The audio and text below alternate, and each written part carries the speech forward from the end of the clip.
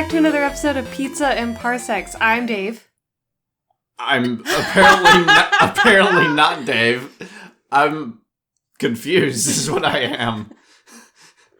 I'm also Dave. I'm Liv. Usually you go first, so I was like, I gotta stick to the script. I'm Dave. You're Liv. I'm Liv. Is that how I say it? Yes. That's my best impression of you. That's perfect.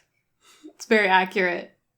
Well, today we're talking about Harry Potter, one of my favorite series, books, movies, games, nerd culture in the whole wide world. This is my favorite one. It's going to be a magical episode.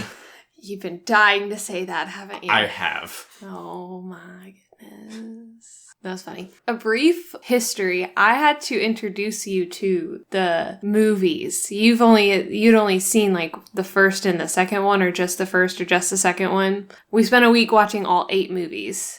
And what was your takeaway the first time you watched the Harry Potter franchise movie form? So, growing up, I wasn't allowed to read the books. Yeah. I missed all the hype around it because I couldn't get involved with the hype. So most of my attention at that age when these were coming out was centered around Star Wars and video games and running, basically. Gotcha. Well, actually, at the time, it was not running, it was tennis, and then it became running. Gotcha. So I didn't really get involved with it. I had friends that would go to like the book releases as they were coming out beforehand. And I didn't get it because I wasn't involved with it at the time. In high school, I watched the very first one. I think it was like my sophomore or junior year. That was the first time that I saw a Harry Potter movie. And I felt like I was being rebellious because I was not allowed to watch it. And then I watched it and I was like, this was the big bad thing that I was told was Satan. Right.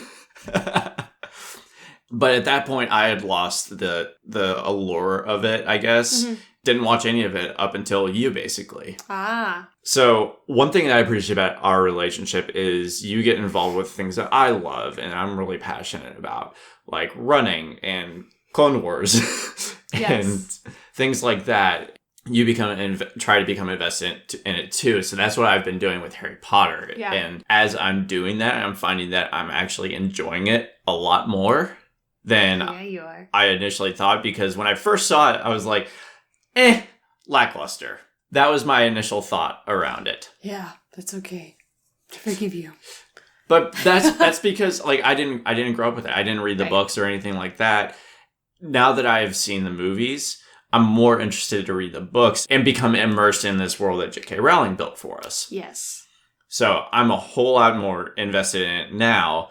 Initially, you were the impetus of this, and my entire motivation behind it was I'm just going to do it because you're interested in it. Now it's more like, okay, I'm more interested in it for me now. Yeah. Well, I'll bring the books anytime. They're definitely worn. They've seen their days. They've seen better days, but I'll bring you the books because they're worth a read. I'm more interested in doing that now. Going back and watching The Sorcerer's Stone again, it was a lot more enjoyable. Yeah. Because that was the only one I had seen before. And watching it again with you, that was cool. And I liked it. But when I did the rewatch, because I knew we were going to do a podcast on it, I started to become a little more immersed in it, I guess. And Sorcerer's Stone is such a great introduction to the whole world. Like, I know it's the first book, and that's kind of like, yeah, duh. But J.K. Rowling did such a great job with the Sorcerer's Stone, originally called the Philosopher's Stone. And if you get the book in, like, the UK or Europe, you're probably going to find the Philosopher's Stone as opposed to Sorcerer's Stone. That's really what it's called, though. IRL is the Philosopher's Stone. Yeah, fun fact. J.K. Rowling was going to keep it that way, but then she didn't think Americans were going to understand Philosopher's Stone, and so she changed it to Sorcerer's Stone, which is super cool. Also, fun fact, Harry Potter and the Philosopher's Stone was denied like 20, 30, 40 times by book signing deals. Just denied until the Penguin one actually took it and picked it up. But anyway. So I should keep trying to submit my memoirs. Yes. Okay. Because she was denied. And like, look at Harry Potter now. Like, can you imagine being like a book company and being like, oh, we turned that down. Look how much money she's making. The Philosopher's Stone is such like a key moment, and you get this really huge and amazing introduction to like the whole series. And when you read the books, you can actually see the transition between like young kid type reading, where you read it and you're like, okay, like a 12-year-old could probably pick this up and read it. It's a YA thing. Yeah. Yeah. And then as the books continue and as the movies continue, you see this amazing like arch of growing up. The language becomes different. The story gets darker, and you see like, oh, we've gone from like 12 years old to the 7th book is probably better for young adults to read and not a 12-year-old because it's kind of dark and kind of scary. Like, it's so cool. But anyway, we're talking about the Philosopher's Stone. And I like to call it the Philosopher's Stone because that's the original name of it. Oh, you're going to be that person. I am that person. Okay. I wish I had kept it, because then, spoiler alert, then the Fantastic Beasts and Where to Find Them, we would have understood a certain scene in the Crimes of Grindelwald better if we had kept the Philosopher's Stone. But I won't say why, because you haven't seen the second one. You haven't really seen the first one either, of the Fantastic Beasts. I've watched it, but I don't feel like I've seen it. Well, then we'll definitely have to add that to we my watched list. it with friends who had a child, and that was distracting. Yeah. I think we should definitely watch those after we finish these 8 movies. They're so good. So now we're becoming a Harry Potter podcast instead of a Star Wars podcast. It's going to interchange. I'm kidding. Back and forth. But yeah, so with that being said, I didn't tell you my relationship with the movie. I was about to ask you, you talked a little bit about how I came to be in this mystical world. How did you become who you are in Harry Potter? So I started watching the movies first. So when the first one came out, I think it was 2000 and something. I don't remember. I didn't look it up. 2001. 2001. Okay. I was like young. I don't remember how old I was. I was 9 in 2001. Same age as Anakin in Phantom Menace. Oh, okay. So in 2001, I watched the first Harry Potter movie, and I was 9 at the time. My cousins had it. So I was like really excited about getting to see it for the first time. It wasn't that I wasn't allowed to watch it. It just was like, I was young. Would this be an acceptable thing to watch? Like, is this something that, my parents would be cool with us watching? Because it did have to deal with wizards and witches and witchcraft. But there wasn't ever this moment of like, where I felt like my parents were like, no, you can't watch this, because it was like, oh yeah, okay, go watch it with your cousins, and that's okay. And it became a thing we watched every time I went over to my cousin's place. It was, let's watch Harry Potter and the Sorcerer's Stone, because that's what the movie is called in all senses. And it was just like this enjoyable thing. And then the second one came out, and I didn't see it in theaters, but my cousin then got it as a DVD, and it was like, oh, let's watch the second Harry Potter. And by that point, I was reading the books. By the time the second movie came out, I was like, all right, I'm reading the books, and my parents were completely cool with me reading the books. I just had to kind of find ways that I could relate it back to the Bible in certain aspects, because in the Bible, witchcraft is a sin. It's not to be practiced. And, we wanted to make sure that I was still fostering my faith first and finding ways I could relate to that before I, got completely immersed in witchcraft, this wizarding world. So yeah, I started reading the first 3 books because those were out. J.K. Rowling had already had those 3 released. And then the deal was, after the 3rd one, I could get the 4th one if I finished. I think it was like there was a reward attached to it if I had finished some kind of schoolwork or something like that. So then I got the 4th one. And then 5, 6, and 7, I actually was at the midnight releases. We had to use school as a incentive. I think it was book 5. My parents were like, if you finish your summer reading for school, we will take you to the midnight release. I was like, all right, cool. I finished all of my summer reading the day, I didn't finish all of my summer reading in one day, but I got all of it done the same day as the release. And so we went to the midnight release, and that was super cool. And then, I just grew up investing time in these really cool pieces of literature because it was awesome. And it just grew from there. So I saw the movies first and was like, I thought this whole like world was super cool. And then I read all the books, and I think I've read the first one like 7 times. I've read the second one like 6 times. Third one I've read like 7 times. The third one is my absolute favorite book and movie. The 7th one being my second favorite book. I can't say I have favorites yet. Well, we will address that once I have rewatched all of them again. Yes. I was really sad at 11 when I didn't get a letter, but it's okay. At that point, like, J.K. Rowling hadn't really released this whole world. She had just released this tiny little section of the world being Hogwarts and just in England. Like, just in this small section, this is what the Wizarding World looks like. And then with the 4th one, we get a kind of a look into, oh, there's more schools and more places. And then with Fantastic Beasts, we are introduced to the American school. So I accepted the fact that I wasn't getting a letter. I'm a muggle. Proud of it. A Ravenclaw muggle, to be clear. I'm a Ravenclaw. Come at me. So, Dave, what were some of the key plot points that you found very intriguing? Because I want you to have an opportunity to talk about the movie before I go into my description of the comparison between book and movie. Because, in my opinion, Sorcerer's Stone, Chamber of Secrets, Prisoner of Azkaban are 3 of the closest to the books movies, aside from Deathly Hallows 1 and 2.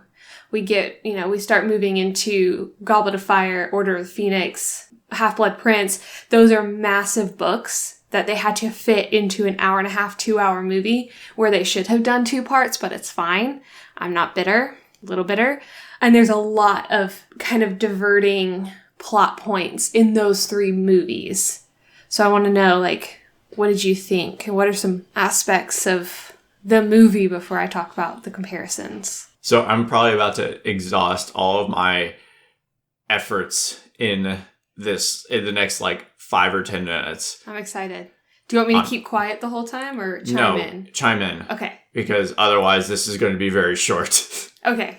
So I don't exactly have plot points that I want to address. They're just things about this movie that I really appreciate. Okay. And then I have a couple issues. Ah, okay. I'm probably going to be able to resolve some of those issues. No, you won't. Unless it's like cinematic issues. I can't do cinematic issues. Movie issues I can handle. I swear, if you're going to try to resolve it with, well, in the book. That's exactly how I'll resolve it. Because there are a lot of points and there are a lot of moments within the Sorcerer's Stone, within the Chamber of Secrets, within Prisoner of Azkaban, where they are very, very close to the book. There are some changes and some things that were done that, as a very, avid reader of the books and a big, big fan of what J.K. Rowling has created, I was really upset with. Like, why did we not have that? Made me mad. Few things. One thing that I really appreciated about this movie is how much time they spent and how much time they took to really build out the world and to introduce us to these characters. Yes. This is a movie that's about 2.5 hours long. Mm-hmm. A little over 2.5 hours long. For 45 minutes to an hour of that is all introductions. Yes. And what's interesting about that is I don't think any other movie can really get away with that except for Harry Potter. Right. And that's due in no small part to the nuances of these characters and how beautiful the world is and how much detail there is in it. Yes. Thinking about things like the set design, a lot of nuances with the set design and how interesting it is. Like you go into the Great Hall or whatever it's called. Yeah. The Great Hall. The Great Hall. You go into the Great Hall and there's all these little details in there that you don't feel like you see enough of, and you're like, I want to see more of that so I can capture more of it. And like, it gives you a lot of opportunity to become immersed in this world. One of the things that it does is by the time that plot rolls in, I just use this world, but you're already very immersed in it because you just spent 45 minutes to an hour getting introduced to these characters. You become invested in Harry Potter. You get invested in Hermione. You become invested in Dumbledore. Yeah. That's another thing is the characters. They're complex and they're interesting. Mm-hmm. What's really cool is the characters sort of represent a microcosm of this community. Yeah. They represent pieces of this world and they bring it in. So while you're learning more about Snape, you're also learning about the Slytherin house and that side of Hogwarts. Yeah. And while you're learning more about Harry Potter and Dumbledore and all these other characters, you're learning more about that aspect of the world. Yeah. So I thought that was really cool, the way that they did that. I really had to think about it to really see, like, oh, we don't even really get to the plot until like an hour into the movie. Right. And at that point, I'm already like so in it. And it's one of those things where I didn't really realize like how much time I spent with them before we embarked on the meat, right. so to speak, of the plot of this movie. Right. And it's something that, like, as somebody who, like myself, who's like, all right, where's the plot? We went and saw a movie for your birthday. I won't specify what movie it was. I did not know what the plot of that movie was until the last 30 minutes of that movie. And that movie was near 6 hours. I might be exaggerating a smidge. Once Upon a Time in Hollywood is not 6 hours long. Close enough. I like to know what the plot point of that movie, so I can start investing myself in that movie and kind of see where the path is. But in the Harry Potter franchise, I don't have an issue with the time it takes to get to the plot. I don't care. It's just, like, everything in, as cliche as it sounds, everything is extremely magical. Like, it's a world we've never seen before. And I enjoy that aspect of, yes, it's like 45 minutes to an hour of character development, but it's still this, like, beautiful world where I don't need to know what the plot is. That's how I felt about Once Upon a Time in Hollywood. Yeah, I didn't like that movie. And anyway. It spends a lot of time in world building, and I love world building because it really gives me opportunity to become invested in it and think that I'm a magical person too. Yeah. Like, I'm at the Hogwarts. The Hogwarts. The cool thing is, when you're looking at these characters on paper, nothing remarkable there. To be perfectly honest with you, yeah. It's nothing we haven't seen before. Right. It's nothing new at all. But where the magic comes in is in two different areas, in my opinion. One is the cast. Oh, yeah. For sure. Oh, yeah. Definitely the cast.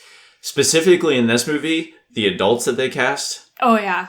Really make this movie, because to me, I don't think this is a weak point here, but to me, the younger cast is a little weaker. And most of them, this is their first. Yeah, exactly. This is their first major film. But they had some powerhouses in this. Oh, absolutely. Absolutely. That's what really brings these otherwise boring, boring is not the right word, but it's the first word that comes to mind. These characters that we've already seen before in other movies for the last 100 years. Right. Like, we've seen Merlin done 100 times. Right. But somehow Richard Harris puts a certain spin on that Merlin type character. Right. That makes it really feel fresh. Right. That's really cool. When I see Richard Harris, first thing I think of and know him and love him in is Gladiator. It's right. Marcus Aurelius. Fantastic actor. Right. Powerhouse of an actor. Right? Oh, yeah. Another one that I would be remiss in mentioning is Alan Rickman. Of course. Right? Snape. The best. Like, oh my gosh. Snape is my favorite character. For all our listeners, Snape is hands down my favorite character in the entire franchise. Period. I really like Snape in this. And that's not just due to my love of Alan Rickman. Right. It's legitimately, I love that character. Oh, yeah. Due in no small part to his portrayal of it. Right. He's this dramatic and this perceived sinister depth to him. Yeah. That you get to explore through this movie, which makes him very interesting. Oh, yes. We've seen characters where, you think it's a bad guy, but really he's a good guy. Yeah. We've seen that before. Oh, yeah. Somehow this is unique. Oh, yeah. And somehow this feels fresh, too. I was just going to say, fun fact, Alan Rickman was one of the only individuals who knew what the concluding scene was going to be for Harry, for Hermione, for Snape, for Dumbledore, like, he was the only one who knew what J.K. Rowling was working towards, so he could hone that into his character from the get-go. At this point, I'm assuming everyone knows the story. If you haven't seen it, what rock are you living under? No offense, but for real. Snape being this former Death Eater who Dumbledore is like, I need you. He's basically about to kill him. And Alan Rickman Snape, who, Alan Rickman plays, is like, no, like, I know information, I can help you, kind of begging for his life. Dumbledore utilizes him as a tool for pushing forward. He becomes a part of the original Order of the Phoenix. And then, like, when Voldemort, like, comes about and is about to make mass destruction. So is playing this bad guy, but is also a good guy that we see later goes back to being a quote-unquote bad guy, but because he needs to spy for Dumbledore, he's actually a good guy, and is doing all of this because of his love for Lily Potter. He fell in love with her when they were at Hogwarts. Lily fell in love with James Potter. They get married, and he dedicates his whole life to protect Harry, no matter what. And that meant distancing himself and being a complete jerk to Harry. Alan Rickman was the only person who knew that from the very beginning, and that was just like, oh my goodness, J.K. Rowling trusted him so much to tell him this information so he could portray that. Like, when I go back and I know all of this stuff now and I watch the first couple of movies, I'm like, I see it. I see this, like, Alan Rickman plays such a great character of, like, I detest Harry Potter because he looks like his mother and I fell in love with his mother, but I will protect him no matter what. So cool. Anyway, that's that. That's really cool. Snape is my favorite. He's one of my favorites, for sure. Oh, yeah, absolutely. Also want to give quick shout-outs to Maggie Smith and Robbie Coltrane playing Hagrid and Professor McGonagall. Yes. Yes. Professor McGonagall being, like, my third favorite character. Well, she's Old Lady Wendy. Yes. And that makes my heart happy. Yes. She's so Peter, cool. you've become a pirate. Yes. I didn't realize that connection until I'd already seen Harry Potter and then went back and watched Hook. And I was like, oh, she's fantastic. Oh my goodness. Professor McGonagall is amazing. And then Robbie Coltrane plays ex-KGB Russian mafia in the Bond films, or in the Brosnan Bond films. Right. I love him in those. Awesome. Fantastic. He's so extra. Fun fact about Hagrid. Okay. He had to wear that coat the whole time, and they put this tubing on the inside of his coat that shot cold water throughout it every like 10-15 minutes because he was getting overheated. So they would shoot all this like freezing cold water so it'd cool him down every single time he was on set. I need that for Dragon Con. Right? We need to call him up and be like, how did you construct that? Because it was like so brilliant. Just water. I have a lot of fun facts about Harry Potter because I love Harry Potter. And then you have all these other character accents. And by accents, I mean like not like a lead character, but they're just kind of like off to the side. You get glimpses of them, but they add that additional depth. Right. And these are other actors that are powerhouses in their own right. Think of John Cleese. Mm-hmm. Love John Cleese. Total screen time was like maybe 10-15 seconds, but that's so memorable to me.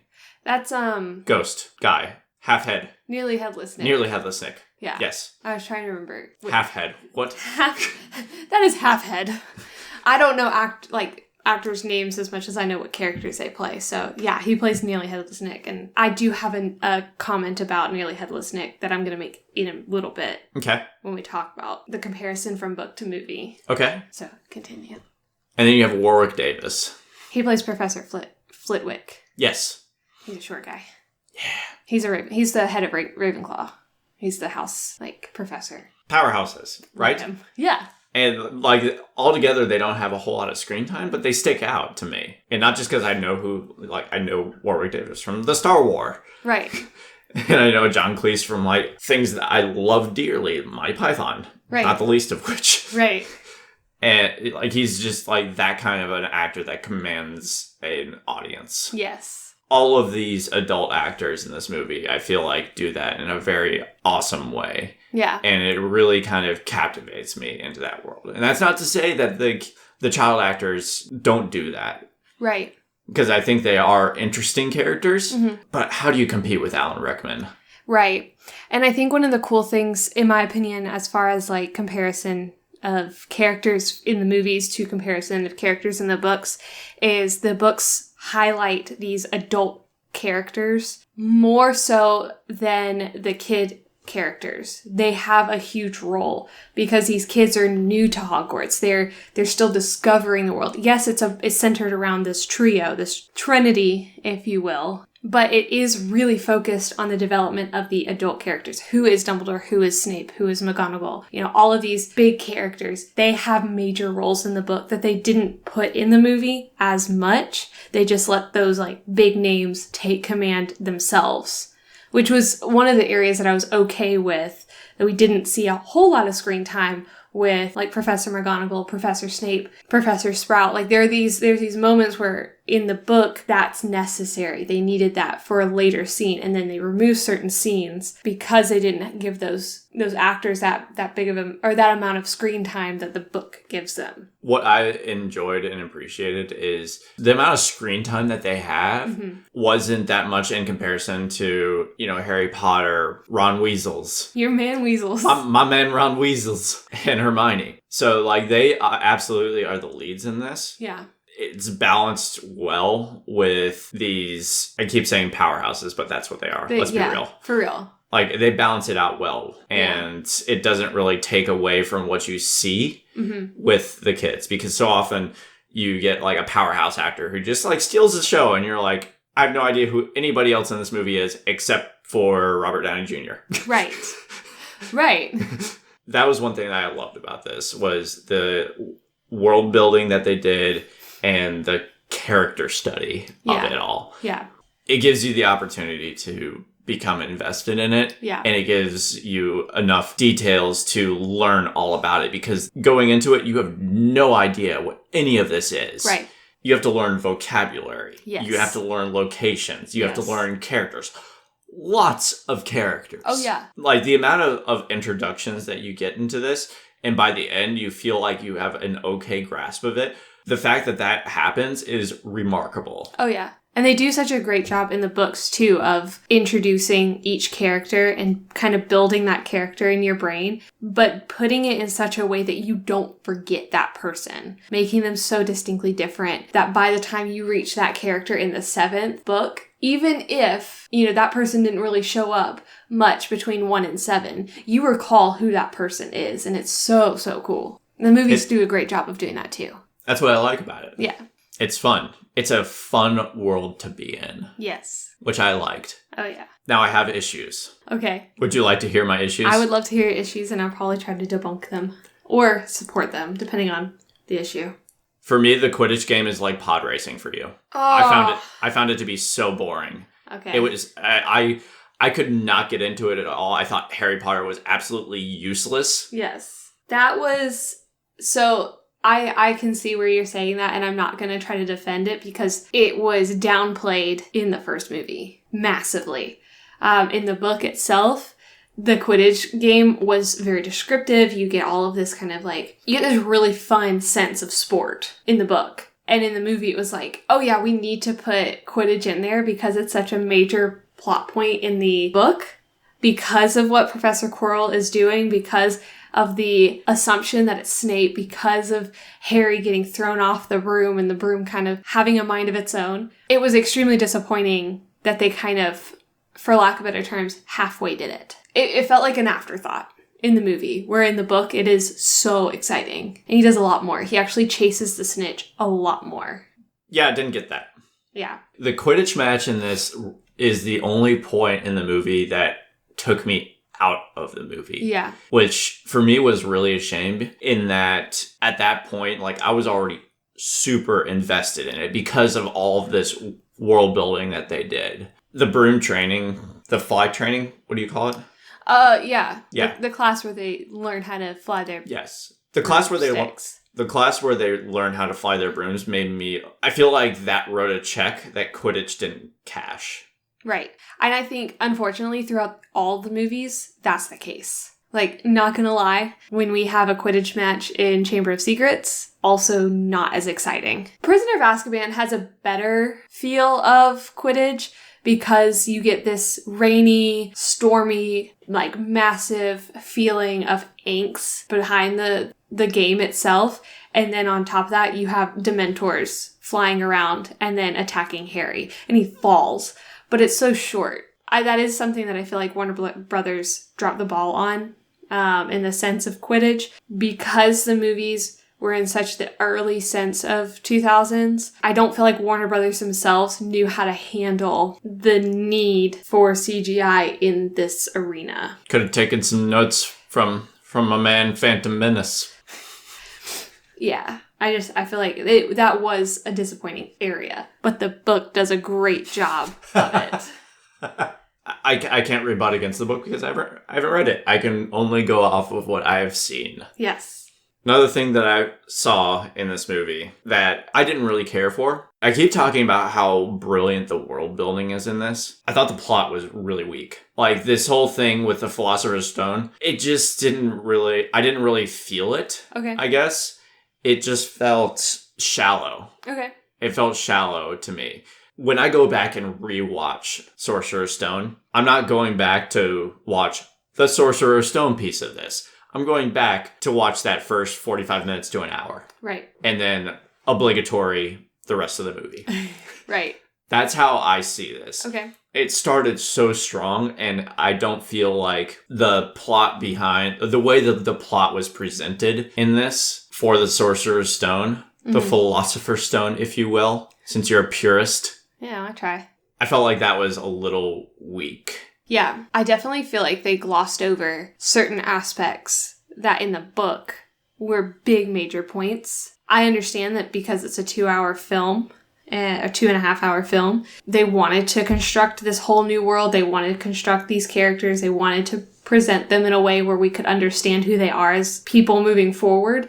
We did lose a little bit of the plot later on. However, going back to the book, it's constructed very similarly, in my opinion. Reading the book and knowing this kind of like uncertain newness of we have this stone that we're not sure, what it's doing, but we know that it's going to give Voldemort, whom we presume is gone for good, who we think is disappeared and is completely gone, but somebody is after this stone that may or may not be in Hogwarts, may or may not give eternal life, may or may not have these like mystical powers that we think Snape's after to potentially give to Voldemort, maybe, if he's alive. We think he's dead. There's a lot of like hidden mystery of like, well, why is Harry still alive? Well, what is he doing this? Like, why does his scar hurt? Like, we don't understand because it's just a first year. But going through all the books and then going back and rereading the first one, it makes a little bit more sense for me on why it was like, well, why did we need the Philosopher's Stone? Why was that the choice of the Foundation? Well, because it actually progressed us. Without the Philosopher's Stone, I don't think we'd have any of the other movies or books. I feel like the purpose of the Philosopher's Stone was just to tell you about the love protection spell that Harry's mother imbued on him when she died. Yeah. That could have been told a lot quicker. Yeah. I think they didn't do that storyline justice. I liked that aspect of it. Right. That's one of the big messages that I got out of it. Right. That I appreciated, and I was like, okay, that's a driving point to this story. Right. And I can get on board with that. Yeah. It's done better in the book. I have to say it. It's done better in the book. And there are places in this movie where I was like, man, I wish they had done this. It would have made more sense. It would have progressed the plot a little bit better. But that's me nitpicking little details, knowing the story prior to. Well, in my case, I saw the movie first, but then when I read the book, knowing the full story and knowing the fullness of the Philosopher's Stone, I'm like, okay, there were things that they could have done differently in the movie that, while it is very close to the books, we got a surface level opposed to a little bit of a deeper dive in certain aspects that would have made more sense. For the main plot, absolutely. Yeah. But in terms of character depth and exploration and study and world building, I feel like that's spot on. Oh, absolutely. And you really take that away from this movie. Yeah. I feel like that coupled with the music are what carries this movie. Yeah. Like John Williams, though. The music is just iconic. Iconic. Can't help but just fall in love. I hear that first note and I'm like, Harry Potter! It was great. And then, and not to jump ahead, but the fact that they kind of bring that into the Fantastic Beasts trilogy. We're supposed to get that third one next year in 2021. It's not the same, but it is. Because Fantastic Beasts is supposed to be set far before Harry is even thought of, before Lily and James even meet. Dumbledore is young. We know who Grindelwald is. We learn all of these people. We learn who, all of these characters that we just get kind of little teasers in throughout the Harry Potter books. But they took that music and brought it in so you still get that Harry Potter feel, even though it's not a Harry Potter flick. Because it's not. It's the universal language that binds it. Yes. Absolutely. Similar to what Star Wars does, which John Williams did that too. So yes. John Williams is just, I don't even have words for how amazing he is constructing music. It's just glorious. I do have to say, he did not compose the Cursed Child track, though. They don't have a movie. It's a Broadway performance. He did not do that. And at first I was very disappointed. But the person who did do it is amazing. And I think you'd actually know who she is. Imogen Heap. Yeah. She composed the Harry Potter and the Cursed Child and does such a great job honing into the original scores and giving us that feel. She's the only person. I didn't know she did that. I'm like 10 times more interested now. Oh, yes. Oh, my goodness. When the screenplay came out, I bought it the day of. I was like, I have to read with the Cursed Child. And I read it in one day. And then I reread it the next day because I was like invested. It was the first time we've had a Harry Potter related thing since the part 2 of Deathly Hallows came out. And we see the epilogue and we see the send off of Harry and Jenny Kidd going to Hogwarts. Ron and Hermione's kids are going to Hogwarts. They're together. They're doing life. And it picks up right at that epilogue. And I was like, she did not just finish out the story. She did not just give us more to get excited about. But yeah, he didn't do the composition of the music there. And I was really worried, is it going to sound like Harry Potter?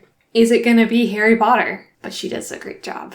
It feels like Harry Potter. It feels like a new generation of Harry Potter. Evolution. Yes. Any other issues you have? Yes. What? CGI. Yeah, okay. It doesn't exactly hold up. No. They need to do a remastered version. Let's be real. I keep referencing Phantom Menace. Could have taken some notes. Some of it just feels very messy. Yeah. I know that I'm looking at it through a 2020 lens. Yes. Where everybody has a more discerning eye for CGI now. Yeah. With the Marvel universe, with the Star Wars universe. Right. All of these movies have really fine-tuned that. And going back and watching Neville on the broom. Yeah, it's awful. Falling down. It's quite bad. It's a little jarring. Yeah, just a little bit. And they don't really fine-tune that till we get to the Goblet of Fire. Unfortunately. I would like to defend Prisoner of Azkaban in this, but I can't. Because Prisoner of Azkaban's CGI is pretty terrible too. I think Warner Brothers they didn't come up to the plate. They didn't stand there and say, all right, we're going to bring our best foot forward in that. I think they were taking a risk with Harry Potter because there was controversy amongst people reading the books. There was, you look at in your case, there was a lot of families who grew, and kids who grew up in Christian homes that were not allowed to read it. So when they put those movies out, it's kind of like rolling the dice. Is this going to pick up speed? Because we don't even have the completion. We don't know where this is going. When the first one came out, the third one hadn't even been released. Book-wise, hadn't been released. When the second one came out, the fourth book hadn't been released yet. When you get to the third movie, the fourth book hadn't been released yet. So Warner Brothers just kind of dropped the ball on the CGI aspects, and I do agree with you on that. I don't feel like it takes away from my enjoyment of it, though. Right. Because I get it. I go back and watch things like Terminator, where you see the Terminator walking, and that's not really even CGI. That's actually claymation. Right. That doesn't take me out of having that enjoyment for the movie. Right. Same way with this. Yeah. I wish they would do remastered versions. I think it'd be cool to see some modern CGI on it. Yeah. Because what's really cool about this is most of this isn't CGI. Right. Or a lot of this isn't CGI, and it's beautiful. I talked about the set design earlier. Yeah. In the Great Hall. And just in Hogwarts in general. Right. Even on the train. Right. The Dursleys' house. Yeah. That's another one where they just have so much detail in that. Right. That's the remarkable piece of the look of it. That doesn't really take away.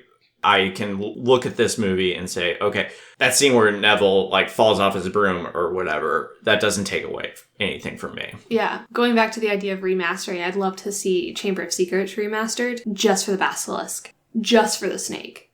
While I hate snakes, I would love to see a updated version of what would they do if they had today's technology to do that. And again, not to jump forward, but there's a scene in Prisoner of Azkaban that completely takes me out of the movie because of how horrible the CGI is. And it's when Harry is standing at the window in his hotel room at the Three Broomsticks and the train is going by and everything's shaking. He turns around. Clearly that's not the actual person. It's very much, it looks like a video game. And that when I saw it in theaters for the first time, I was like, oh, man, you had to go and it pulls me out of the movie. And there are parts in the Sorcerer's Stone where the CGI is not that good. It actually pulls me out of the movie. The scene where Neville falls off of his broom, I don't really care for that. It makes me unhappy to see it depicted that way now as an adult. And it does pull me out of the movie. When we get Fluffy, who looks super cool, and we get the chess game, which looks really good. There was an out of balance there for me personally. I had some issues with the chess game one. It wasn't long enough. I was really mad. Also was not done right. It felt a little over-dramatized. I have issues with that whole section of the movie that I'm going to talk about in a minute. Like when Ron's horse or whatever gets stabbed. Yeah. Why does that knock you out? It wasn't done right. I don't understand. Yeah. You didn't get hit. You see it coming, maybe just jump off. Right. I don't know. Right. I'm not a wizard. Yeah. That made no sense. And then he's down for the count. Hermione's over there I must take care of him. It wasn't not supposed to happen. Hermione's supposed to go with Harry. I have a whole issue with that entire section. Why did Ron get knocked out from that? He wasn't supposed to. I think he was supposed to get hurt or something, but he's supposed to tell Hermione and Harry to go on, to continue forward. Both of them were supposed to go, not just Harry. An entire scene was taken out that is supposed to give you the indication that Snape is actually not the one after the Sorcerer's Stone, the Philosopher's Stone. I'm going to go into that in a second. Because there's a whole piece of the puzzle missing. So, the differences between book and movie. There were several things that were taken out that I understand needed to be taken out. One of which, is a minute detail. Harry's not supposed to have blue eyes. He's supposed to have green eyes. Daniel Radcliffe has blue eyes. See, that really takes me out of it. Oh, okay. There were aspects that I think were missing that we should have had at the beginning scenes. One of which, Harry's hair being super shaggy and kind of messy.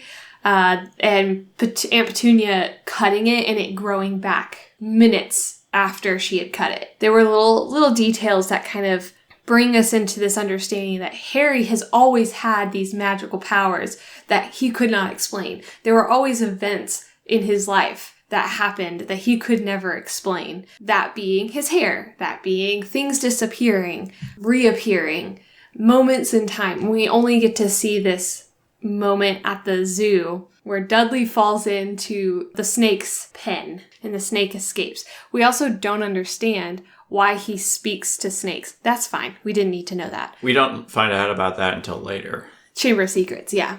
See, I remembered. I'm proud of you. I wish that I had the power to grow my hair out. Hashtag receding hairlines. Anyway, so there were moments that I think we could have added into the beginning stages of the movie that would have given us this Harry. Why is Harry under the stairs? Well, because they don't like him. One, because they know he's going to become a wizard. I think they could have elaborated on the fact that And while we do learn about McGonagall being an animagus later, that's something that's kind of introduced and explained later, it's not done in the movies for her at all. She comes from, is this cat at the very beginning. When Dumbledore arrives, he uses his little, He's a light thief, and he has this Dark Knight Rises button, yes. But instead of blowing up Gotham, he steals the light. Yes. He later gives that to Ron, which is very symbolic, and I love that. She turns from this tabby cat to herself. And we see that again later when she's about to teach her Transfiguration class. She is sitting there, and they're like, oh, thank goodness. We're not late. She's not even here. And she turns from the cat to herself. We never see that again. We see Hermione try that. We see Hermione accidentally try that. It's awful. But we see that later on in the second movie.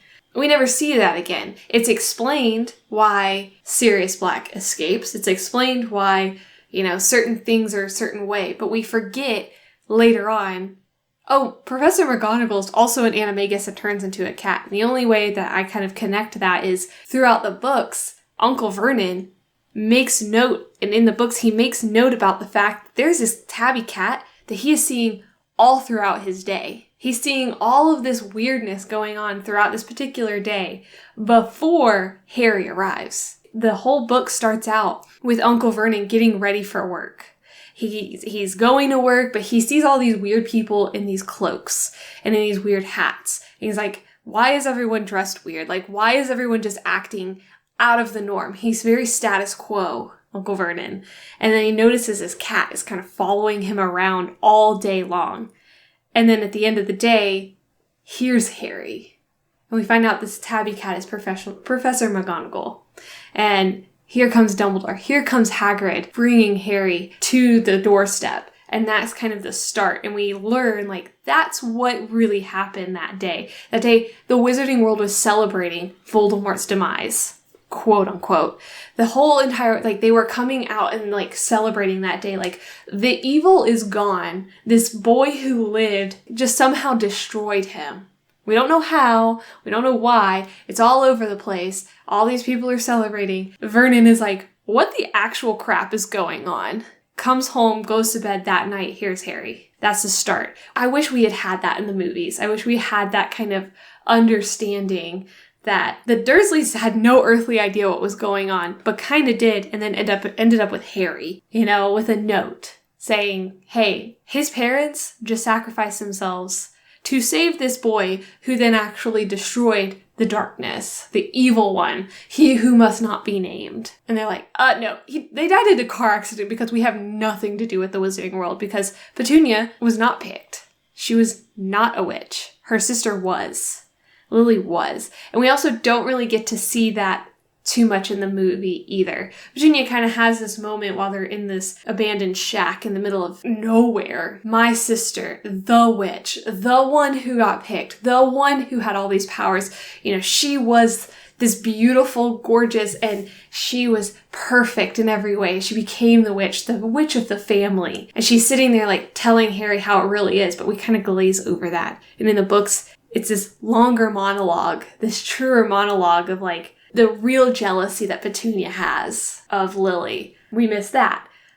We miss the Death Day. And let me just tell you, we missed this amazing scene on Halloween. Death Day? Death Day. Happy Death Day? It is Happy Death Day, but it kind of... Great movie.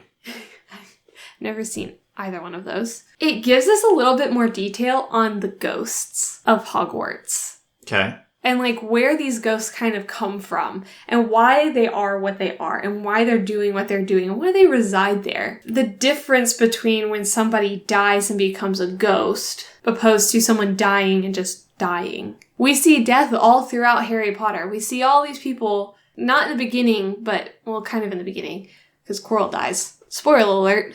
Quirrell dies. Why are some people ghosts and some people not? The Death Day kind of gives us a small taste of why. They can't fully pass on because it was more of an unexpected death. More of something that they weren't ready for. their spirits weren't ready to die. Nearly Headless Nick was not ready to die, and he didn't really get to, like, die. But we get this kind of lovely introduction to Death Day. You know, his death day, when he died. He doesn't celebrate his birthday, he celebrates his death day because he's a ghost. That's such a cool part in the book. This whole chapter is so much fun because Harry, Hermione, and Ron are the only humans invited to go to it because they developed this relationship with Nearly Headless Nick that we don't get to see. We don't get to see this relationship between Nearly Headless Nick and the three, kids, and that kind of bond that they have, which makes more sense on, the disappointment when Harry finds Nearly Headless Nick petrified. It's sad for him. He's like, oh, because it's his friend. It's somebody he's kind of grown to love. And then, the end. We miss an entire component. So, Fluffy. We meet Fluffy, who's guarding this trapdoor. That is Hagrid's contribution to the protection of the stone. Each layer of it is a contribution from one of the other professors. From one of the professors. So we have Hagrid, who's not really a professor, he's a gatekeeper, but no one's gonna want to try to beat a 3-headed dog. No, I'm not gonna take on a 3-headed beast. No, thank you. But they do. They go in and they see the harp is playing on its own and there's music going on, and so they open the trapdoor. Boom. Next one, Professor Sprout, which we don't really get the pleasant opportunity to kind of dive into who Professor Sprout is in the first one when we should, because she is a critical player in this as she sets up the next challenge to protect the stone. Yeah, and then you have what we assume is Defense of the Dark Arts with the chessboard.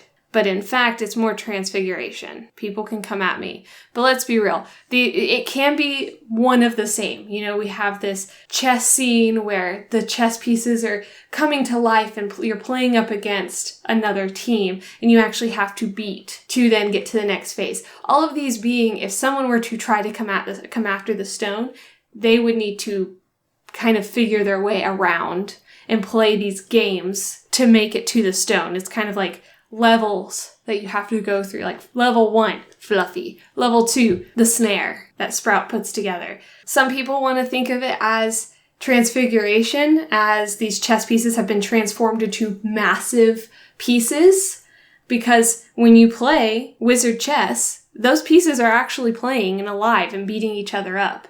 So it would be more Transfiguration of growing those pieces, opposed to Defense of the Dark Arts, making those pieces come to life. So McGonagall really puts that third level into place. And then there's a missing piece. And in the movie, it's to keep you thinking Professor Snape is behind that door that Harry opens on his own to go after and protect this stone that they have bestowed upon themselves to protect on their own. These 3 first years are like, we need to actually, no one else is going after him. We need to go after this guy. This dark arts desiring professor being Snape, who has everything taken away from him, who's giving you this feeling of, I'm a bad guy. I'm evil. He opens the door and it's not him. But we're in the book, we're given this confirmation that it's not Snape. Because there's a final piece of this puzzle that Hermione and Harry are supposed to do together. It's this poem, this riddle with these potions sitting in front of you. Is it a Tom riddle? No, it's not a Tom riddle. But funny, haha. Snape puts together 3 potions. One is to kill you, one is to progress you, and one is to bring you back to the beginning. To bring you back to outside of Fluffy's door. And they don't put that in the movie. And that's my favorite part of the whole entire, levels. The Fluffy, the snare, the chess, then the potions. Because in that moment, I'm like, no, Snape didn't do this. Snape isn't the one after the stone. It's somebody else. Who else could it be? Because why would Snape willingly put a blockade before the stone and then go after the stone? He would know all of the level. He would know how to bypass everything. Why wouldn't he just take it then if he wanted it? And we miss it. And then Hermione, it gives Hermione the opportunity. Oh, I also missed the flying one, the keys, Madam Hooch's. I missed that one. That's my fault. I'm a horrible person. But after the snare... It's okay. This entire last part of the movie just kind of flies by for me. Haha. That's funny because the one I missed is... Ha! And it just doesn't interest me, so I wasn't going to call you out on it. Oh, okay. Yeah, no, but it's like each one they kind of get to independently work on. Hagrid gives them the key to the first level, how to bypass Fluffy. Hermione remembers not only to stay still, Ron does not stay still, she needs to do a light. You know, she has to present light and the snare just kind of releases its death grip. And then we have Harry is now this flying master, and he has to go after the old key. Madam Hooch puts this together. You have to fly around and charm the keys and grab the right one, and then they all get mad at you, so they're going to chase you around because they're mad at you now. You didn't charm them right. Go through the door. Boom. Now you're at the chess scene. And then Ron is like, I can take care of this. This is great. I know how to play chess. I'm like the chess master of the three of us. Plays chess, which is poorly done beforehand because he only plays once, and we're supposed to see like, oh, he actually plays a lot and he beats a lot of people. He's really good at this game of chess. They didn't set you up right for that. But then we really get to tap into Hermione being the wisest of the three, book smart of the three, because she does another level. She accomplishes bypassing and understanding two of the challenges to get to the stone.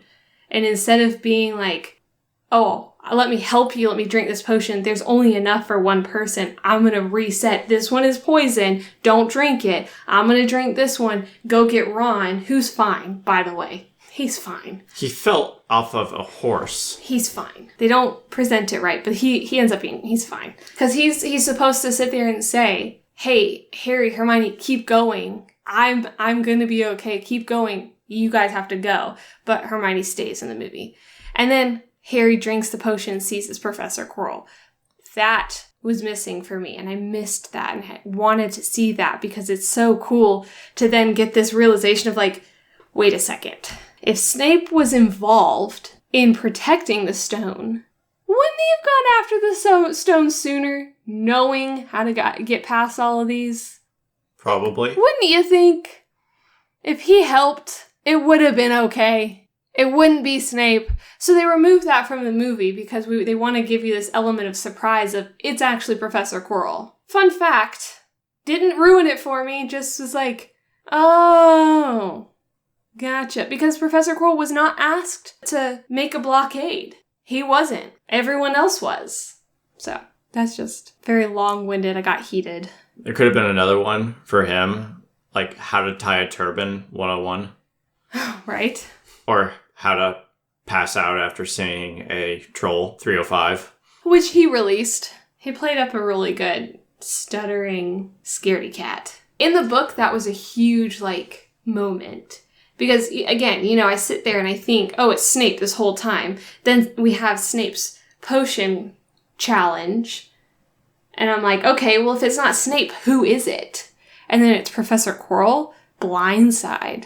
Exciting blindside. But yeah, it was just moments like that make the movie bigger for me if they had added it. And I do this, I have the same moments for each movie from a book perspective that I'll go into when we talk about each movie independently. But there are moments in The Prisoner of Azkaban where I was like, I wish they had added that. And I know they can't add everything, but there are huge plot points in the book that I think would have enhanced the movies that much more. The Goblet of Fire is the biggest one for me, the biggest starting point for me in the deterring from the books, when we could have had a really cool moment of thinking, or of seeing more of the house elves. I know your favorite. If we had had more of the storyline that the book plays with the house elves, we would have seen a new side of Hermione. We would have seen Harry would have been blamed for the dark mark,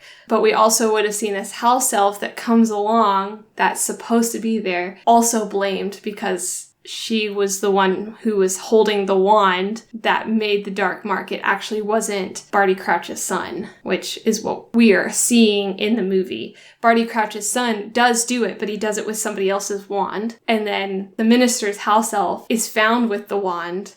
It's this whole whodunit scenario that we don't get to really figure out later on. They just kind of give it to us at the beginning. I was like, would have been cool. And you also get to see the kitchen.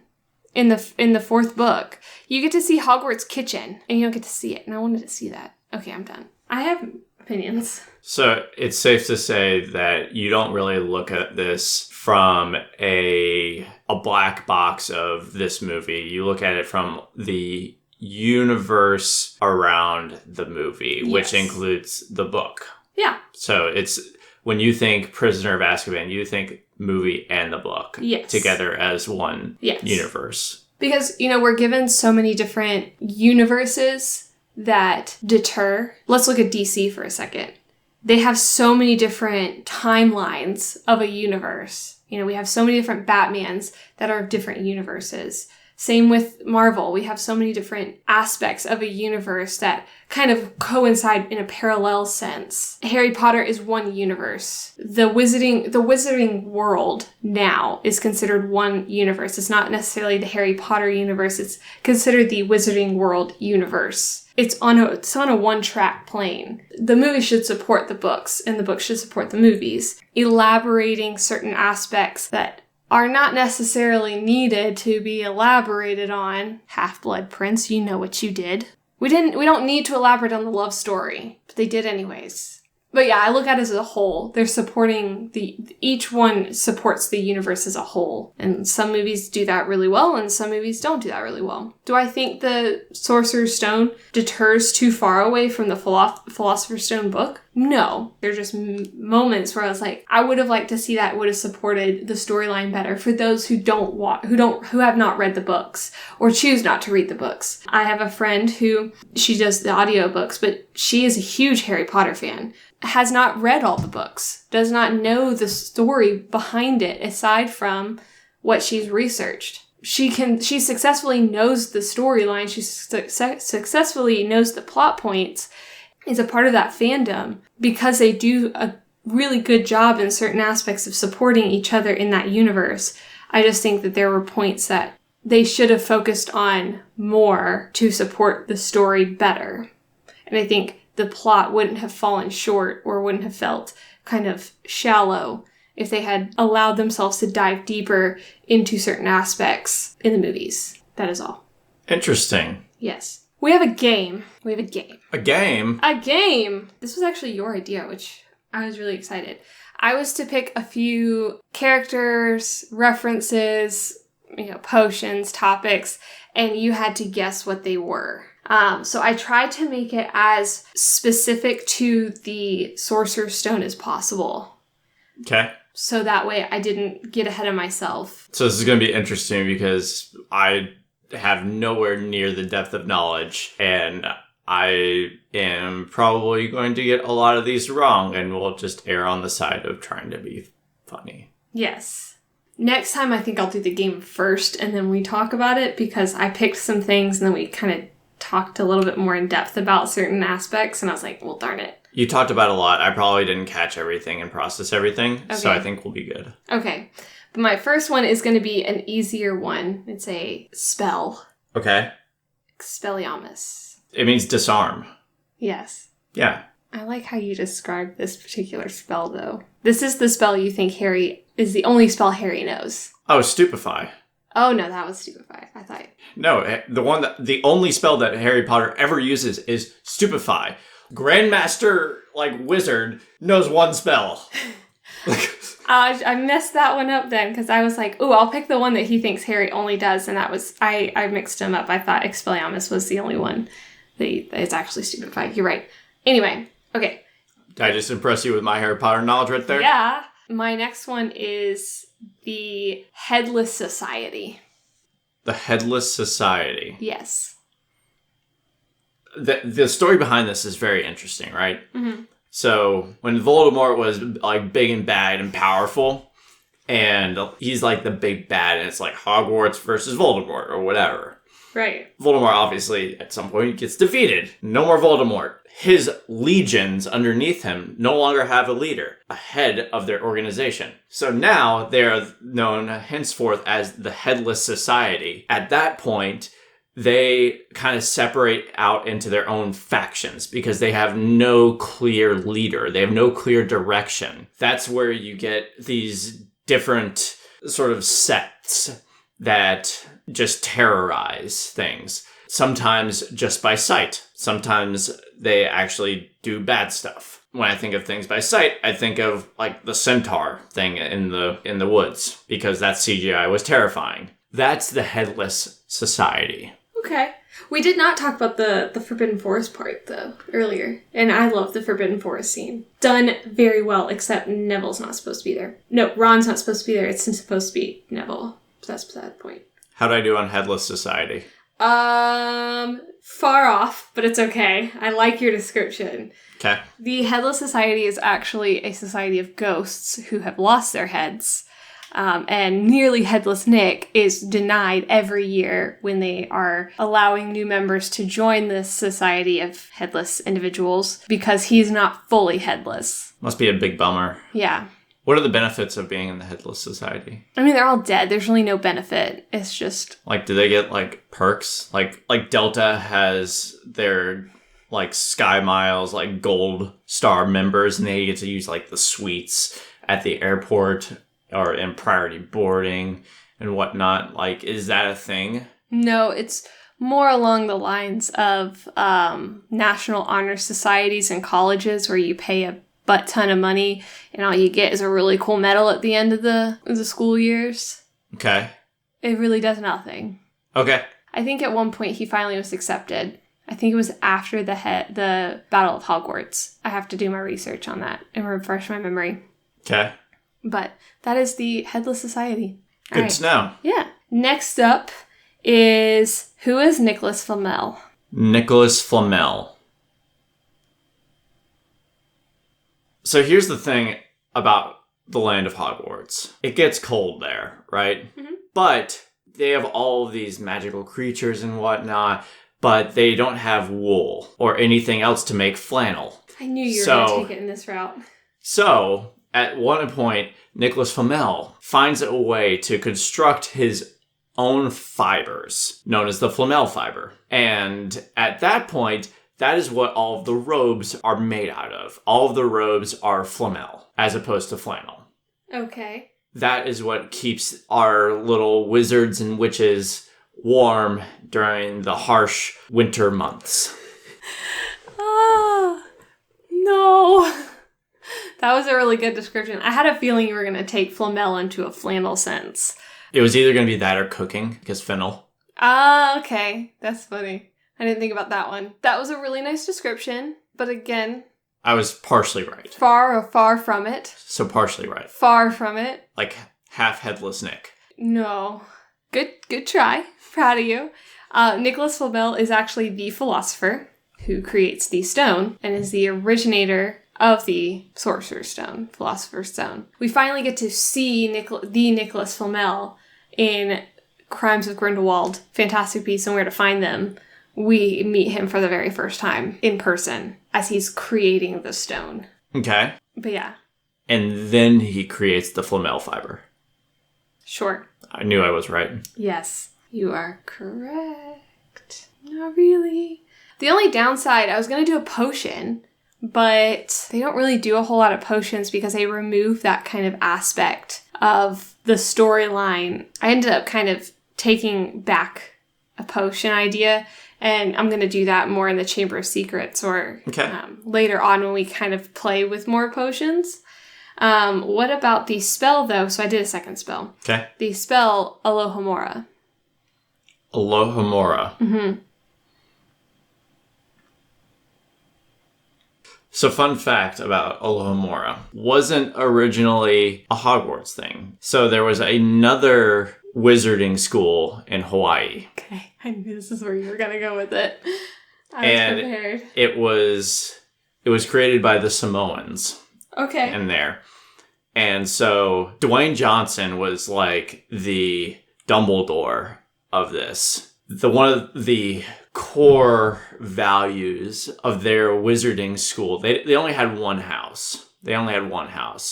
So they weren't like all, it was very peaceful. Mm-hmm. Like nobody was competing. And this was a spell that you just wish good fortune on one another. You just walk up to people, Alohomora. For the next like 10, 15 minutes, they just have good fortune. Like things would go their way. you know? Okay. Like the day was brighter. And so at a certain point, Voldemort found out about this Hawaiian school for wizards and completely decimated it. Except for Dwayne Johnson, because nothing can take out Dwayne Johnson. Right.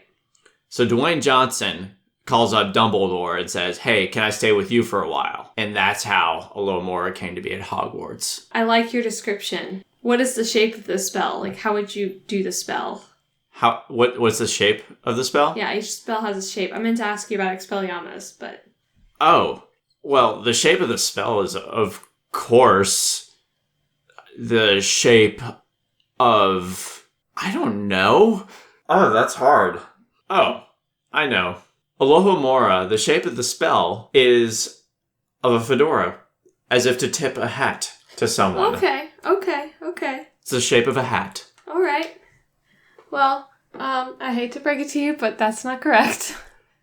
Dwayne Johnson's not a wizard? No, he's not a wizard. Ugh. Alohomora is an unlocking spell, so you would use it to unlock locks. We see Hermione do this from underneath the invisibility cloak to enter into the room where Fluffy is. We also see her later on release Sirius Black, and it actually blows up the gate, which a little much, but it's okay. It's fine. She got a little aggressive there. And it's actually a clockwise shape and then goes straight down. So you turn and you take your wand and you move in a clockwise shape from your perspective, clockwise, go back to 12 and then go straight down to 6 o'clock. So Dwayne Johnson uses this to unleash what the rock is cooking. Okay, yeah, sure. And then that's how things like Hobbs and Shaw happen in the Fast and the Furious movies. Ah, okay, yes. Like, this is what he does to open the Jumanji box. Yes. See? There we go. Connection. You're welcome. Yeah. I know you love Full Circle. Full circle. Just like Alohomora. Alohomora? Mura. Like Murka. Oh, yeah. Aloha Murka. Yes. Okay, and so I want you to describe a character for me. And I know that, like, this will be a little bit easier.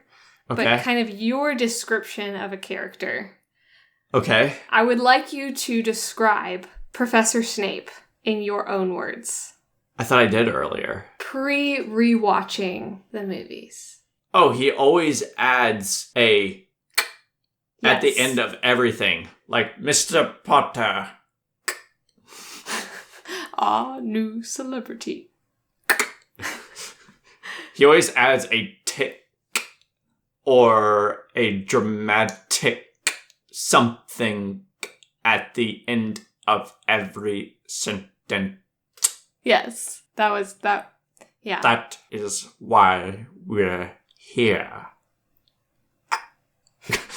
Yes. See, I think it's harder to pick certain characters from the first one because there's such a deep description and a painting of a picture of each character in the movie. The Chamber of Secrets is going to be a lot easier to pick characters from because there's not a huge description on certain people. We're just kind of given characters in a sense, and same with objects in the second one. But this one was fun because I was like, oh, I'll pick some spells. I was going to pick a potion, but all the potions that are kind of presented in the first one are a little bit more obvious because they are first years. So we don't really get to see a whole lot of potions. I could ask you, what is a quaffle? I don't have an appropriate response for that. Okay, what's a snitch? Again. Somebody who sells you out to the popo. That's what a snitch is. What is a beater?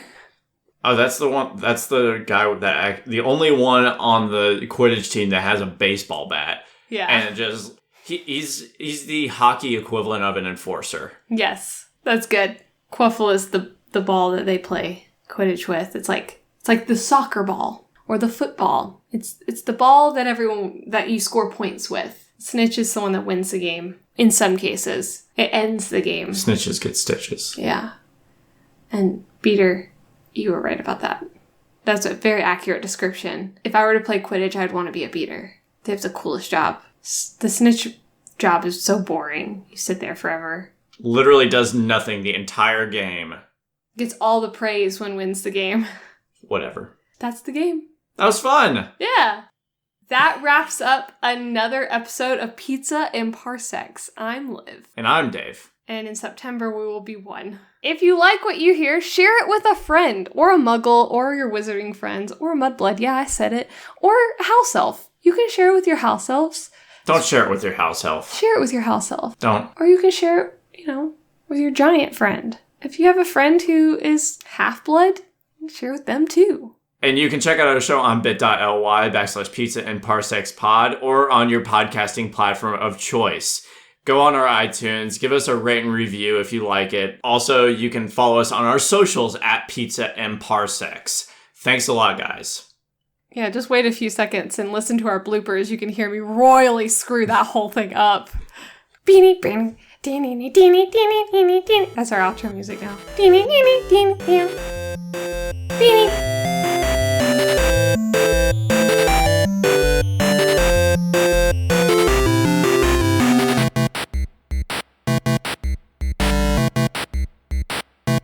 That was our episode of Pizza and Parsecs. I'm Liv.